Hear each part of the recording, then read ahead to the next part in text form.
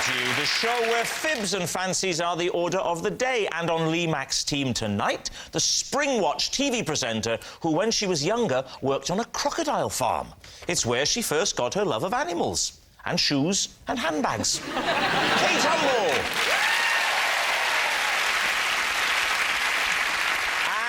In the hit sitcom Rev, he plays the lovable, slightly odd, bookish nerd Nigel. And he's such a consummate actor, he started getting into character 32 years ago. It's Miles Jupp! On David Mitchell's team tonight, an actor who stars in The Indian Doctor, a show all about the first ever Indian doctor in Wales. I'm not sure what part he plays, I just hope his Welsh accent's up to it. Sanjeev Bhaskar! And it really is no exaggeration to say we have had hundreds of letters saying you've got to get this guy on the show. All from Judy, who just wants one night to herself, Richard Madeley! And so we begin with round one. It's Home Truths, where our panellists each read out a statement from the card in front of them. To make things harder, they've never seen the card before, so they've got no idea what they'll be faced with. It's up to the opposing team to sort the fact from the fiction. And, Richard, you are first up. One Christmas morning, I woke up stark naked in our shoe cupboard, clutching nothing but 2 cans of fake snow. Lee Mack, what do you make of that? So, what year was this? About 1993. OK, and can you talk us through how this happened? I went to bed very drunk on Christmas Eve. Actually, it was Christmas morning by then, about 2 in the morning. And I woke up again in the cupboard under the stairs, totally naked, with 2, as I realised when I picked them up, empty artificial snow spray cans in each hand. And the light was on, and my face was in the Wellington boots. What had you gone in there for? I'd gone in to put the snow cans back after what I then realised I'd done with them. What had you done with them? 2 weeks earlier, we bought our family Christmas tree in the hall. And Judy and Chloe, my daughter, decided that it wouldn't be a good idea to put artificial snow on it. And Jack, my son, and I thought it would. And we had a massive row, and of course, the ladies won. So the spray was hidden at the back of the cupboard, but I saw where Judy hid it. Okay. But you did this naked? Yes. I did it in my sleep. Can I just stop you there? No one's listening now. We're all just thinking, oh, Richard Madeley sleeps naked. And clearly, I mean, I can only suppose what happened. I'd gone downstairs in my sleep, taken the cans out, covered the tree with fake foam, gone back in the thing, and then woken up. You've done the whole tree? Was it a good job? It was terrible. I mean, it covered everything. It covered the lights, it covered the baubles, it covered... it was like a great big Mr. Whippy. I'm intrigued by this cupboard under the stairs, Richard. I think someone with your income would, by now, or by 1993 even, during your, let's call it, heyday, would have had it...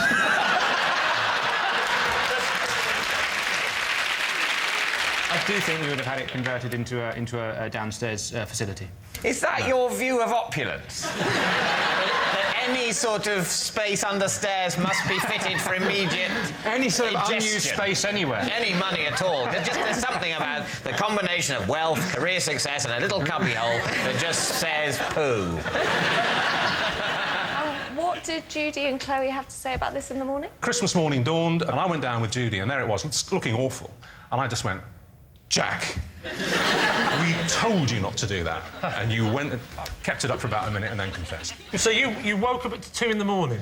I didn't wake up. I was sleep spraying. You were sleep spraying, but then you went into... Horrid connotation. Think of the children. We've all done it. You did the spraying. What's your first conscious memory? Waking up in the cupboard or waking up in the bed? No, waking up in the cupboard. Do you always sleep naked? Yes. Always? Yeah. How does Judy feel about that? Well, so does she. Blimey. Is it me or is it getting up to the... Sorry, hang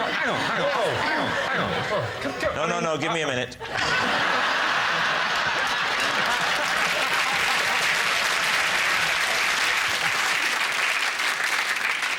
Hands up, who sleeps naked? David, keep your hands down. It's got to be 40%. No, I mean, obviously I go to bed dressed as Scrooge. So what are you thinking, Lee? I definitely think it's plausible. What do you think, Kate? What concerns me is the gap between the waking up at 2 o'clock in the morning and going to bed and not sort of doing anything about the tree. Just leaving it. Just leaving it. Miles? I think it is true. You do. So what are you going to say? OK, split decision. We will go with... I will go with Miles and say that's true. You're saying it's true. Richard Madeley, were you telling the truth or were you telling a lie? I have to tell you guys, you've made a terrible start. For us, it's true. Yes. Yes, it's true. One Christmas morning, Richard did wake up stark naked in his shoe cupboard, clutching nothing but 2 cans of fake snow. Judy was quite pleased when she came across Richard sitting there stark naked, as it reminded her to put the turkey in the oven.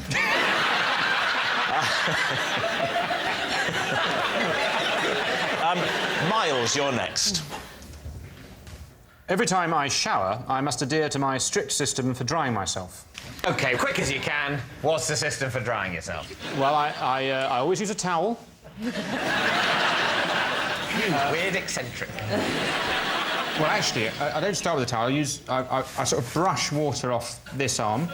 I can do that 20 times. With your hand? With my hand. Yeah. And then 20 times that one. Do you dry yourself between your legs with your hands?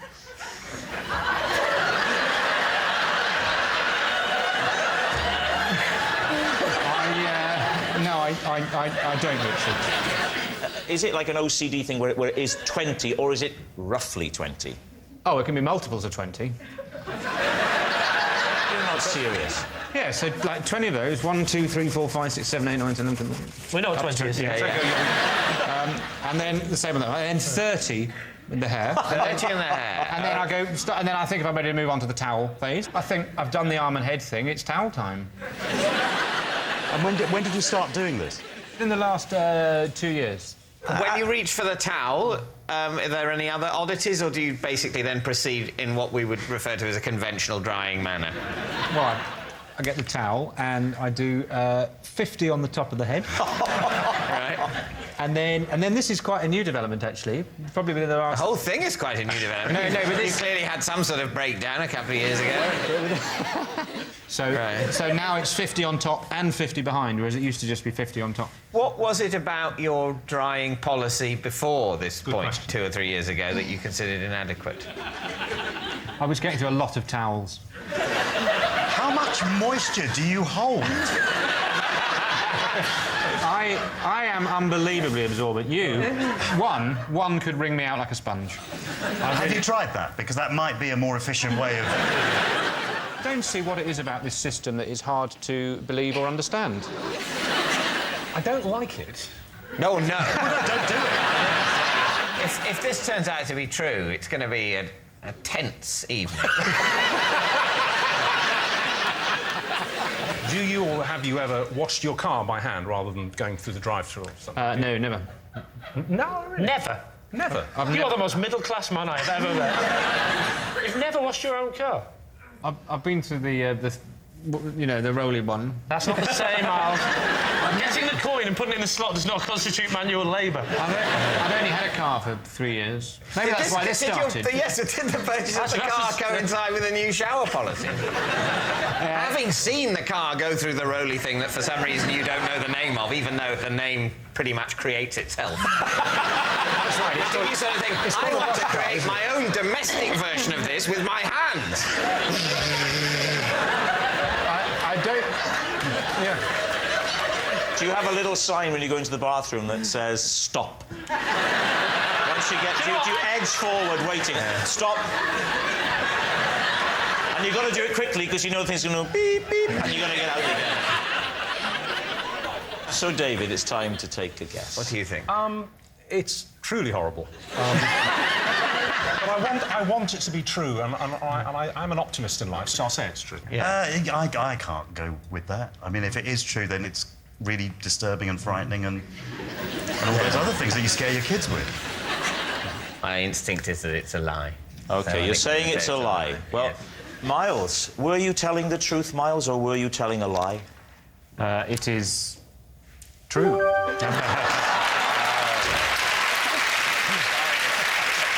Yes. Almost unbelievably, it's true. Every time Miles showers, he must adhere to his strict system for drying himself. Kate, you're next. Every time I have a haircut, I ask to keep the hair, which I then take to London and scatter for the pigeons to make nests with. There we are. All right. David, what do you think? What is it that makes you think that the pigeons of London are short of stuff? Hair. I mean, there's just a lot of nest-making stuff in London. Well, actually, surely. there isn't that much. And there has been this big drive to keep London tidy. And Kate, do you believe that pigeons prefer blondes? Is that the... No, but I think they do like curls. How do you know that? They prefer... Well, you know, when I scatter it, I then just sort of stand back, make sure it's appreciated, and you know... It immediately gets snapped up. It does.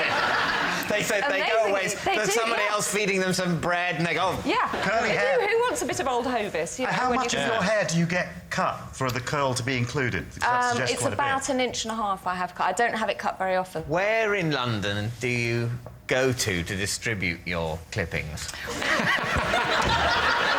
I ask you a question, David? Have you ever met a woman before? I really hope that's the kind of thing you say to random strangers.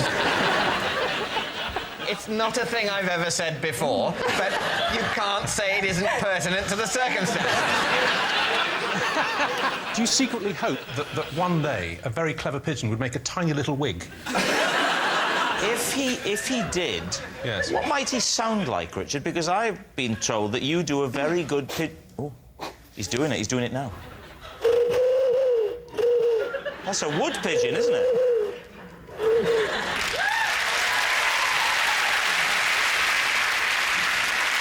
And for the aficionados of birdland amongst you, not to be confused with the ringed dove.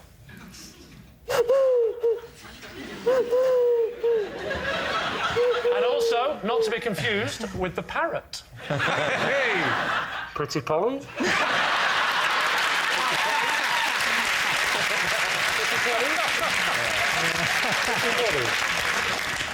Yes, this programme is getting more and more like the One Show. But actually, I did want to ask Miles a question, if you don't mind, Miles. If you were to do what she does, would you wash the cuttings and hand dry them before you... If I were to collect Kate Humble's hair and then get on a bus, I'd go to a hairdresser and say, have you cut Kate Humble's hair? Have you? With that voice. Well, put it in a bag for me. And then I'd catch a bus and I'd go straight to the top deck and tell everyone exactly what I had in my bag. Who wants a spring watch? Got a hair in my bag. It's not for me, it's for the pigeons. What do you think, David?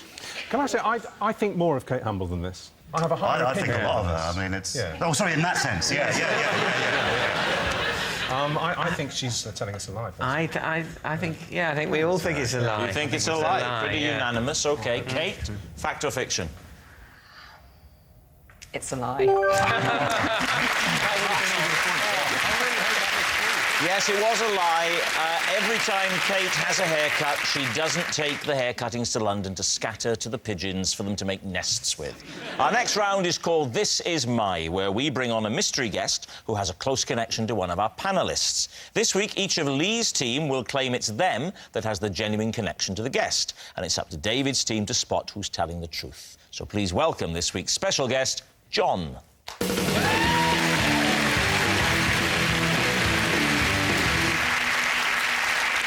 Right, Miles, first of all, what is John to you? John and I were paid to fight together in a supermarket dressed as gladiators. Kate, how do you know John?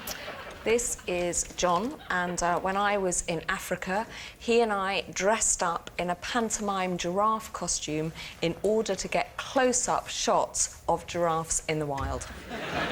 Lee, what is your relationship with John? This is John. Despite being total strangers, we were once forced to share a bed when we were double booked into the same hotel room. David, where do you want to start?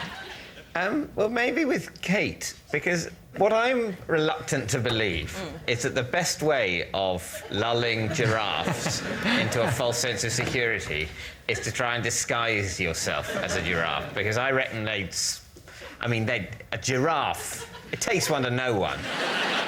He thought that if we dressed up as a giraffe, then he could put the camera on a kind of periscope thing up the neck of the giraffe and get that evening shot of the giraffes against the sunset. Now, you said very astutely that it takes a giraffe to know a giraffe. If we tried to do this in daylight, it would have failed completely, because giraffes have extremely good day vision, but their night vision isn't very good, and that's why we decided to try it. Why is it then necessary to disguise as a giraffe at all? Why not just take a stepladder? They are not completely blind. They're just not necessarily going to worry too much about whether you're made out of polyester or real fur. Do you just show us how you did how this? It worked. How it worked. Would you like me to do that with John? Lee would be the perfect partner for this. Lee, if you come... He has a look of the wild about him. Here. Kate's going to demonstrate the whole giraffe doppelganger with you, Lee. So you are in the front, OK? You need to stand about there. And actually, could you three stand up and all just be giraffes in the wild with the sun behind you? Yes. Okay. Do you ever get the feeling she's mocking us? OK, so you've got this big giraffe costume on, and it's got a kind of pole up the back as its spine. Right. You have got a camera on a pole poking out of the mouth of the giraffe, right towards them, OK? Right. I am behind you.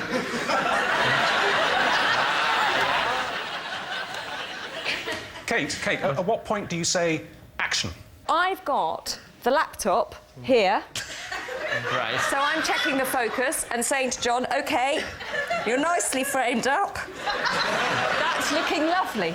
There was a By the way, sad... I'm a meerkat. Excellent. You're doing a very good job. No. All right, well, I think that's made it a lot clearer. Let's say a big thank you to our giraffes. But most of all, a big round of applause for our meerkat. Right. Who would you like to question next? Yes, Miles. You had to dress up as a Gladiator. A gladiator? Yeah. As in a Roman gladiator, or as in from the TV show Gladiators? Roman gladiator. So the sort of sword and sandals. Yeah, breastplates. What sort of gladiator were you? We each had a sword and a shield, and we did battle. And this was in a supermarket? Yes. Were you employed, or was this just... We were in... a Saturday? Or a distraction technique, so that someone else could steal biscuits. Cakes. We were promoting a range of foods. Fresh lion meat, you know, the usual. We were promoting a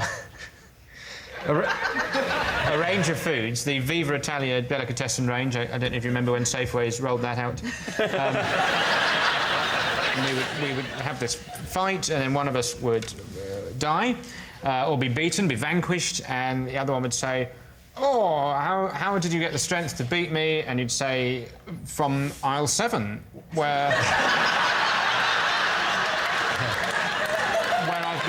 I've been feasting on the Viva Italia delicatessen range." What about Lee? Lee, remind us, what is your link to John? I've forgotten. This is John. Yes? And we were once forced to share a hotel room together, or share a bed in a hotel room, because we've been double booked. So where was the hotel, Lee? The hotel was in Scotland. OK. Do you want to be more specific than that? OK. It was right in Scotland. OK. Be more specific? More specific? Yeah. I was at Alaskay. OK. Oh, yeah, fine. I believe you. What were you doing? I was at a wedding. Yeah, when was this wedding? 9 years ago. You came back from the wedding, so So I it was came back late, from the wedding. got to the I've hotel. had a bit too much to drink. Right. I go to reception. I say hello. I'm. Well, I'd have to say. And 9 years ago. Yes, you. Well, I didn't have to say. But so I told them who I was. She leans round. She gives me the key. I go upstairs. No lift. Right. She doesn't in any way go, by the way, there is a large man already in this room. No, obviously, she wasn't aware of the mix-up. Otherwise, she would have stopped me, wouldn't she? She didn't... As I walked off, she didn't go... What? Nothing. You'll see. So what happened? You were given the key by reception and Yes. then opened the door and he was in there? Correct. At which point you said... I was a bit drunk, so I just assumed that there'd been a mix-up, wrong key, I was in the wrong room, so I just went, oh, sorry. And he went, and I sort of... I can't remember He said exactly. what? He went, oh, sorry. You don't mock him. Wait till he opens his mouth in a minute. Rob says, come on, who are you? He goes, And you go back down I go to back reception down. to say... I said, you've given me the wrong key. Yeah. Then she said, sorry, there's been a mix-up. Been a mix-up, and she said... You're going to have to go back in there. I was in the right room, he was in the wrong room, but he checked in earlier on, so it wasn't her mistake, it was a mistake early on by somebody else. Why didn't you investigate the possibility of sharing with the person in the other room? Oh, yeah. What I did was I went round all the rooms, and I went... I don't think so, do you? You're looking nice, soldier. When the two of you realised that you were going to have to share a bed together, did you have a kind of a negotiation? I have never been to bed with anyone where negotiations have been involved. That's not completely true. No, what I mean is, did you say, for example, I like to sleep on this side of the bed? I'm happiest on the right-hand side? Before we even got to that point, we both tried to not sleep in the same bed. I didn't just go, what the hell are you doing? I'm going to sleep on the left and you can sleep on the right, didn't I? Right, so we need an answer. What do you think? I really don't know. Whatever we say, if we get it wrong, we'll look like we've believed something ridiculous. I don't believe that the best way of photographing giraffes at sunset is to disguise yourself as a giraffe. Two actors fighting in a supermarket. But why? If you're pushing a range of sort of Italian delicatessen foods, are you going to imply that they give you gladiatorial strength? No, it's straight to kill somebody. That's not what people are looking for in that kind of, in a nice bit of pastrami. But will it be able to give me the strength to murder? And also, don't you think that John looks like the kind of bloke you would bump into at a Scottish wedding? See, I know it sounds weird. I kind of believe Kate's version more. Yeah. You think Lee? I think Lee, yeah. I think Lee. But what if it's Miles, then? Then that's awful, it's Miles, then. We're going to say Lee. You're going to say Lee, the wedding, the bed, the night together. Yes! So, John, would you please reveal your true identity? I'm John, and I was once paid to fight Miles in a supermarket.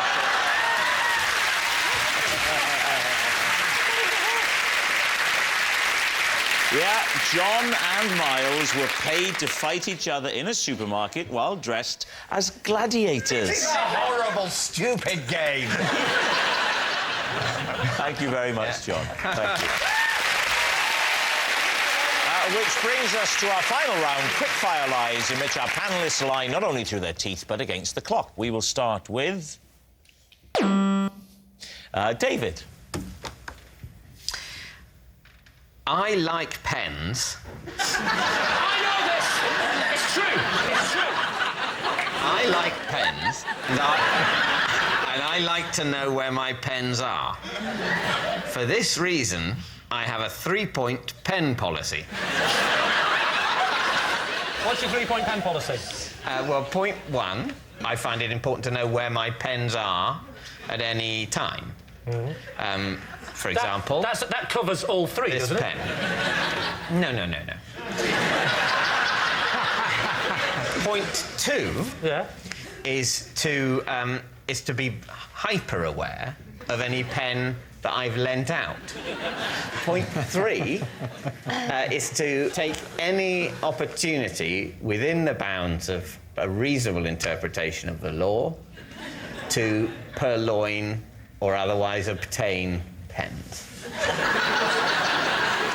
Name 3 people who have currently got pens of yours that you want back. There are no people who have pens. A key part of point 2 is to get a pen back as soon as possible. When people say, oh, can I borrow your pen? What I want to say is, absolutely not! Get your own pen, this is mine! However, as part of a scheme I'm working on to try and seem normal would be an exaggeration, but, you know, at least acceptable in broader society, I try not to say that. I try and seem casual about, oh, yeah, borrow my pen, that's fine. And then I'm thinking about it constantly until it is returned. The pen that you've got with you tonight, is that your own pen or is that a BBC pen? It is now my pen. Pass me the pen. I'd rather not. Well, you have to. You have to pass me that. I will give it you back. Yeah. I will promise to give you the pen back within 5 All right, minutes. OK, shall I... Let's meet halfway. All right. It'll be the first time we've made physical contact in 5 years. I'll see you... Right, put the pen on the floor and step away. Step away from the pen. You're going to destroy the pen, I'm not going to you? destroy the pen. You've got such a cynical mind. Back away from the pen. He's going to destroy it. I'm not going to destroy the pen. is. That would be infantile. So this is a pen you got from the BBC today. Yeah. If I take this pen and say, I'm keeping this pen, what will you do to get the pen back off me? I will not fight you. So what are you thinking, Lee? It didn't seem much of a system, did it? That he's going to ask me to have the pen back, I'm going to say no, and he's going to leave it at that.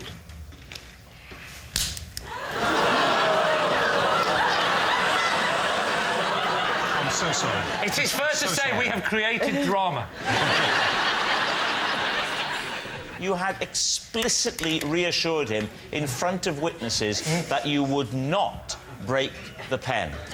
That is true. I didn't believe him. That is true. I didn't believe him. I knew he'd break the pen. That pen, I'm afraid to say, and I hope this doesn't make me sound heartless, when I put that pen down there, it was dead to me.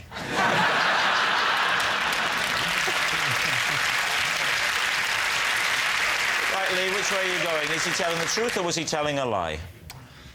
I bet you love pens. I bet you're pretty crazy about pens, but you do not have a 3-point system. I think he might. OK, Lee, take a guess. Truth or lie? We'll say it's a lie. You're saying it's a lie. David Mitchell, the truth or a lie? It is, in fact, true.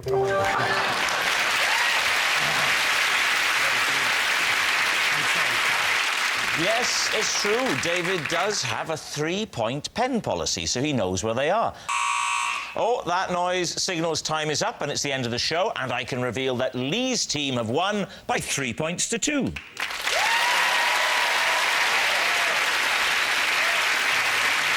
it's not just a team game, and my individual liar of the week this week is Miles Jupp.